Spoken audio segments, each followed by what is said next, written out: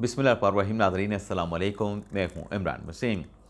नाज़रीन, क्रिकेट से जुड़ी दो बड़ी अहम ख़बरों से अपने इस व्लॉग का आगाज़ करेंगे और क्रिकेट की जो दो ख़बरें आपके साथ हम शेयर करने जा रहे हैं, उनमें सबसे बड़ी और अहम ख़बर ये है कि पाकिस्तान ने T20 वर्ल्ड कप में भारत से मैच के बायकॉट का फ़ैसला किया है। भारत के साथ पाकिस्तान ने मैच ना खेलने का फ़ैसला किया है, लेकिन ये फैसला करके कि भारत के साथ मैच नहीं खेला जाएगा, पाकिस्तान ने एक तीर से तीन शिकार कैसे किए हैं, ये नाज़रीन बड़ी दिलचस्प तफसीलात हैं जिनसे आप नाज़रीन को आगाह करेंगे। और दूसरी खबर जो कि क्रिकेट से जुड़ी है, उसमें भी पाकिस्तान और इंडिया आते हैं। इस खबर की तफसीलात पर भी आगे चल के आपके साथ हम बात करेंगे। और जो हमारी दीगर खबरें हैं सियासत से जुड़ी, सोहेल अफरीदी साहब पटड़ी से उतर गए, अपनी ही पार्टी अपनी हुकूमत के खिलाफ तकरीर कर डाली। सलमान अकमराजा साहब ने किस बात से गुरेज किया, किस बात से इनकार किया, तहरीक इंसाफ का गद्दार कौन है, ये सारी डिटेल प्रोग्राम में आपके साथ शेयर करने से पहले आपसे दरख्वास्त के चैनल को सब्सक्राइब कर लें, बेल आइकॉन का बटन प्रेस करें। वीडियो पसंद आए तो इसे लाइक और शेयर ज़रूर कीजिएगा। सबसे पहले नाज़रीन बात कर लेते हैं। एक तो अच्छी खबर ये आई कि पाकिस्तान ने T20 सीरीज़ में 7 साल के बाद ऑस्ट्रेलिया से वाइट वॉश किया है। यानी 3 मैचेस की जो T20 की सीरीज़ थी, पाकिस्तान ने तीनों मैचों में ऑस्ट्रेलिया को नॉकआउट किया, ऑस्ट्रेलिया को शिकस्त से दोचार किया, ऑस्ट्रेलिया से कामयाबी हासिल की। 7 साल के बाद पाकिस्तान ने ऑस्ट्रेलिया के खिलाफ ये बड़ी कामयाबी हासिल की है। और अभी ये मैच जारी ही था कि 6 बजे जो वज़ीर आज़म के साथ चेयरमैन पीसीबी मोहसिन नकवी की जो मुलाकात का आगाज़ हुआ था, वो मुलाकात का आगाज़ हो जाता है।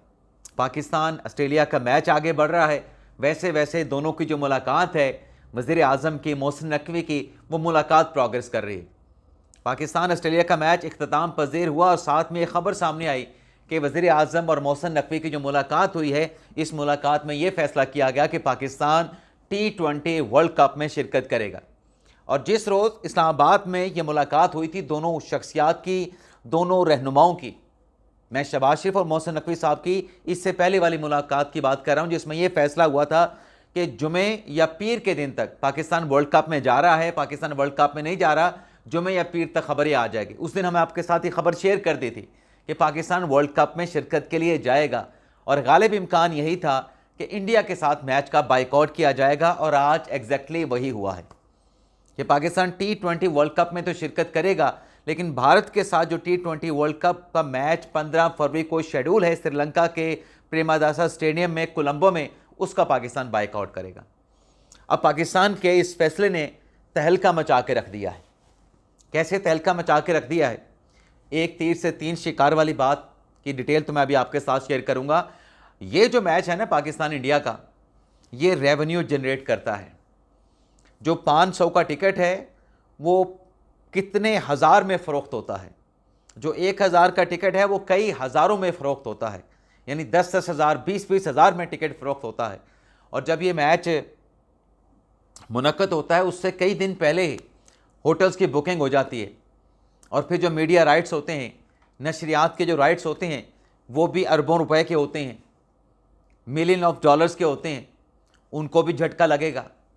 यानी पाकिस्तान के इस फैसले से अरबों रुपए आप यूँ समझें कि डूब गए हैं। अरबों रुपए का वर्ल्ड कप में नुकसान हुआ है। इनेकाद से पहले ही, वर्ल्ड कप के इनेकाद से पहले ही अरबों रुपए का नुकसान हो गया है। और एक तीर से तीन शिकार वाली क्या कहानी है? पाकिस्तान ने यह फैसला करके कि वर्ल्ड कप में जाएंगे, एक तो पाकिस्तान अगर वर्ल्ड कप में ना जाता तो ये सारी टीमों का बाइकआउट होता, पूरे वर्ल्ड कप का मजमूई तौर पे बाइकआउट होता।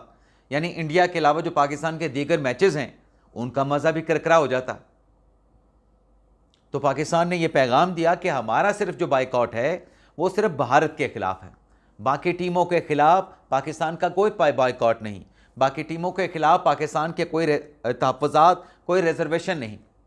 दूसरा पाकिस्तान ने इसमें यह किया कि जो आईसीसी है, आईसीसी को पैगाम दिया कि आपके दोहरे मयार की वजह से जो आईसीसी के ऊपर जैसे एक न्यूट्रल बॉडी होनी चाहिए, उस पर जो भारत का गलबा है, भारत का जो प्रेशर है, जो भारत आईसीसी के ऊपर ओवरकम कर चुका है। वो भी पैगाम दिया कि ये नहीं चलेगा, आईसीसी को एक न्यूट्रल बॉडी के तौर पे जो बांग्लादेश के तहफ़्फ़ुज़ात थे उनको एड्रेस करना चाहिए था। बांग्लादेश के तहफ़्फ़ुज़ात को एड्रेस करने के बजाय उसे वर्ल्ड कप से निकाल के स्कॉटलैंड को शामिल कर लिया गया। और तीसरा शिकार पाकिस्तान ने क्या किया?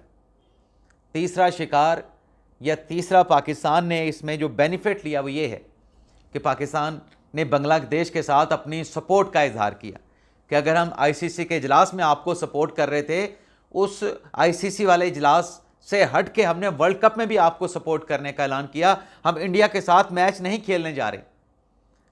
अगर बांग्लादेश के भारत में जाके मैचेस खेलने के कंसर्न्स थे, सिक्योरिटी थ्रेट्स थे, तो पाकिस्तान भी भारत के साथ मैच नहीं खेल रहा। तो इस तरीके से पाकिस्तान ने एक तीर से तीन शिकार किए हैं। लेकिन जहां अच्छी खबर, ऑस्ट्रेलिया के साथ पाकिस्तान मैच जीता, 3-0 से पाकिस्तान ने ऑस्ट्रेलिया के खिलाफ सीरीज जीती। लेकिन अंडर-19 वर्ल्ड कप में जो पाकिस्तान का भारत के साथ मैच था ना, पाकिस्तान के बॉयज़ ने, पाकिस्तान के बॉलर्स ने भारतीय बैट्समैन को पकड़ के रखा, खेलने नहीं दिया और भारतीय इनिंग्स को सिर्फ 252 रन तक महदूद कर दिया। और 253 रन के टारगेट में पाकिस्तान की टीम का आगाज़ बहुत अच्छा था। 140 से 150 तक पाकिस्तान के 3 खिलाड़ी आउट थे, लेकिन उसके बाद लाइन लग गई। लेकिन इस मैच में एक और चीज़ भी देखी गई, ये जो 253 रन का टारगेट था, पाकिस्तान मैच तो हार गया, 194 रन पे पाकिस्तान की ऑल टीम आउट हो गई। लेकिन अगर आपने यही कुछ करना था, पहले तो आप जा रहे थे मैच जीतने के लिए, पहले पाकिस्तान की टीम मैच जीतने के लिए जा रही थी। हालांकि पाकिस्तान को यह टारगेट 33 ओवर में चेस करना था अगर अपना अंडर-19 वर्ल्ड कप के सेमीफाइनल के लिए क्वालिफाई करना था। लेकिन पाकिस्तान 33 ओवर में टारगेट चेस करने के लिए नहीं गया, पाकिस्तान मैच जीतने के लिए गया, लेकिन मैच भी नहीं जीता। और वर्ल्ड कप में क्वालिफाई करने के लिए तो हम पहले ही बैटिंग करने नहीं गए थे, शुरू से आगाज़ ही हमारा ऐसे था। तो इस पर हम कह सकते हैं कि कब्बा चला हंस की चाल और अपनी चाल भी भूल गया। काश ये सिर्फ 33 ओवर में 253 रन का जो टारगेट है उसको चेस करने के लिए जाते, बेशक हार जाते। लेकिन चले हम ये तो कहते हैं कि 253 रन का जो टारगेट इंडिया की तरफ से दिया गया, पाकिस्तान ने उस टारगेट को चेस करने की अटैम्प्ट तो की, बेशक नहीं अटैम्प्ट कर सका लेकिन कोशिश तो की।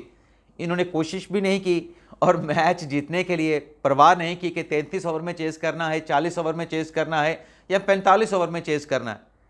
तो उल्टा मैच जो है वो हार गए। 194 रन पे तमाम के तमाम बैट्समैन जो है वो ढेर हो गए।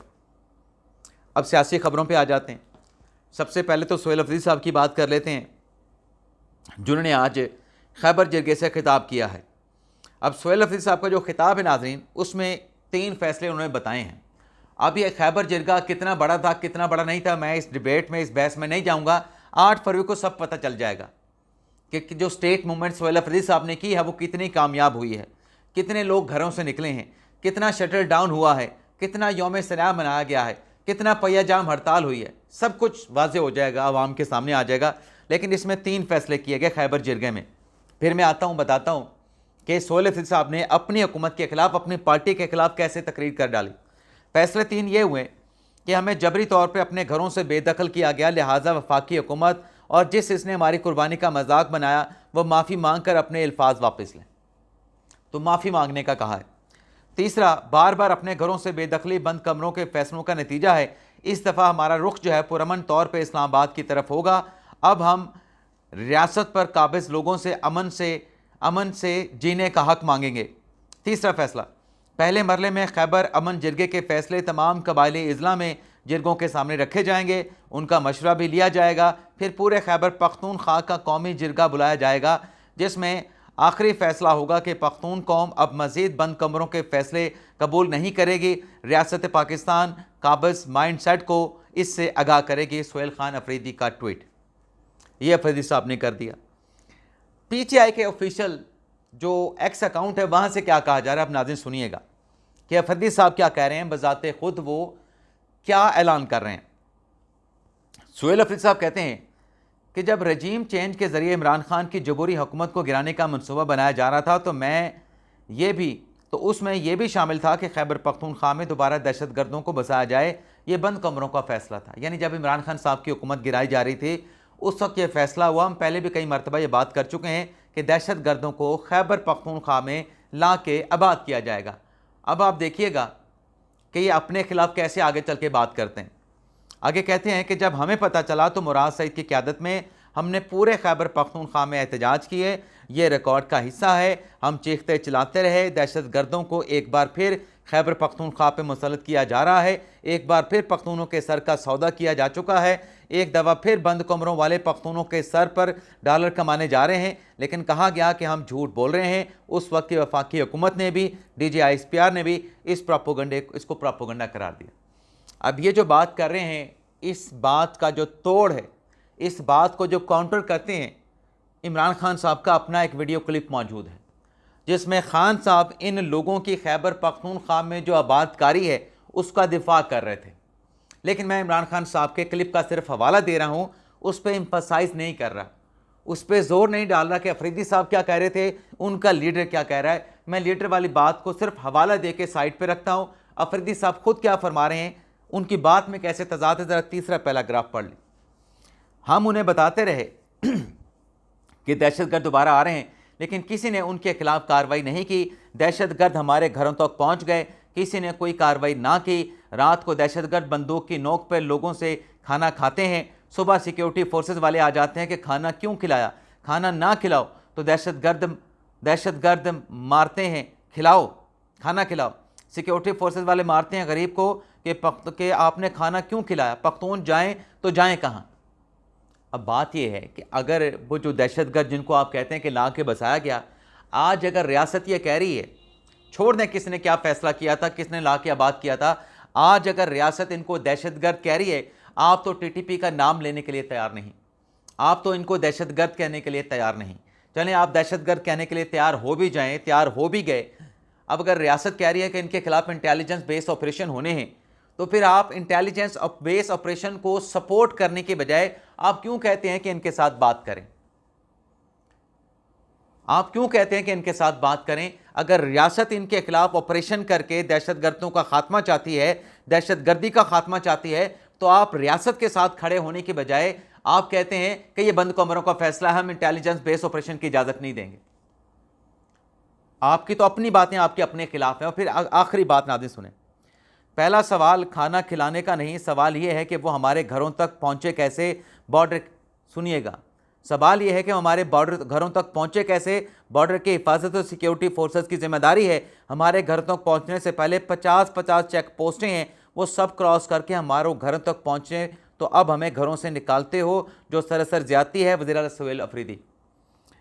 चलें जी, सिक्योरिटी फोर्सेस ने बॉर्डर की निगरानी नहीं की, ये भी मान लेते हैं। सिक्योरिटी फोर्सेस ने बॉर्डर की दुरुस्त निगरानी नहीं की। ये दहशतगर्द जो है अफगानिस्तान से आ गए पाकिस्तान में। आप यही कह रहे हैं ना, बॉर्डर क्रॉस करके आए ना, तो पाकिस्तान भी तो ये कह रहा है कि अफगानिस्तान की सरजमीन पाकिस्तान के खिलाफ इस्तेमाल हो रही है, वहाँ से दहशतगर्द आते हैं। आप कहते हैं जी अफगानिस्तान दहशतगर्दी में मुलव्वस है, इसके सबूत दे दें। आप खुद अपने मुँह से एतराफ़ कर रहे हैं कि बॉर्डर क्रॉस करके आते हैं, तो ये बॉर्डर के ऊपर क्यों नहीं रोकते। और दूसरा, बॉर्डर तो एक लाइन है ना, उस लाइन के ऊपर सिक्योरिटी फोर्सेस, FC और अफवाज पाकिस्तान मौजूद है। जब बॉर्डर से अंदर आ गए, जब बॉर्डर को क्रॉस करके अंदर आ गए, गलत या सही जिसने भी पार कराया, तब तो फिर आपकी सूबाई हुकूमत की जुरिस्डिक्शन शुरू हो जाती है ना, आपकी गवर्नेंस वहाँ पे शुरू हो जाती है, आपका दायरा अख्तियार शुरू हो जाता है। ये लोगों के घरों तक कैसे पहुँच गए, इसके जवाबदेह आप हैं। बॉर्डर क्रॉस कर लिया ना, 1300 किलोमीटर का बॉर्डर है, हर 15-20 किलोमीटर 25 किलोमीटर पे एक चौकी है, और 25 किलोमीटर की जो एक चौकी और दूसरी चौकी के दौरान जो 25 किलोमीटर का फासला है, उसको गार्ड कैसे करना है, ये सारी दुनिया को पता है, नहीं हो सकता। दूसरी तरफ से अफगानिस्तान का बॉर्डर मुकम्मल तौर पे खुला है। दहशतगर्दों को कैसे दाखिल करवाया जाता है पाकिस्तान में, यह भी कोई ढकी छुपी बात नहीं। लेकिन चले वो अंदर आ गए, तो क्या वो अंदर से बॉर्डर क्रॉस करके 100 किलोमीटर अंदर आ गए हैं, तो 100 किलोमीटर तक सिक्योरिटी फोर्सेस की जिम्मेदारी है उनको रोकना। आपका KPK का इलाका, तीरा में आपकी जुरिस्डिक्शन, खैबर में आपकी जुरिस्डिक्शन, पेशावर में आपकी गवर्नेंस, और बाकी बाग वगैरह में आपकी हुकूमत की रिट है। आप फिर इनको क्यों नहीं पकड़ते, इनके खिलाफ कार्रवाई क्यों नहीं करते? आप तो अपनी हुकूमत के खिलाफ जो है वो तकरीर कर रहे हैं, अपनी पार्टी के खिलाफ जो है आप एक बयानियाँ बना रहे हैं। और फिर ऊपर से आप देखें सलमान कमराले साहब, आज उन्होंने क्या बातें की हैं ट्विटर के ऊपर, नाज़िम मैं वो भी आपको पढ़ के सुना दूँ कि वो कह रहे हैं कि पार्टी के अंदर मीर जाफ़र मीर सादिक हैं। अफरीदी साहब ने कहा कि झूठ बोलने वाले अरसे से सोहेल अफरीदी और मेरे खिलाफ सरगर्म हैं। मौसूफ़ा और उनके पुष्ट पनाहों को सोहेल अफरीदी का वज़ीर आला बनना और इस अमल में मेरा किरदार हज़म नहीं हुआ। अब ये मौसूफ़ा कौन है? मिशाल यूसुफज़ई की बात हो रही है। और फिर आगे चल के एक ट्वीट में कहते हैं कि इमरान खान साहब की सेहत से कुछ भी ज़्यादा अहम नहीं। PTI और तहरीक इंसाफ आइन से वाबस्ता हर फर्द खान साहब की सेहत और आज़ादी के हवाले से वाज़ेह है। नफाक डालने वाले पार्टी के अंदर और पार्टी के बाहर मीर जाफ़र मीर सादिक के पैरोकार हैं। ये खान साहब और उनकी पैदा करदा तहरीक का कुछ नहीं बिगाड़ सकते। यानी खुद एतराफ़ कर रहे हैं कि पार्टी के अंदर गद्दार मौजूद हैं, लेकिन वो गद्दार कौन है, मीर जाफ़र मीर सादिक कौन है, सिर्फ मौसूफ़ा लिखा, नाम नहीं लिखा। लेकिन मुझे लगता है कि ये मिशाल यूसुफज़ई साहिबा की बात कर रहे हैं, उनका नाम लिया बगैर।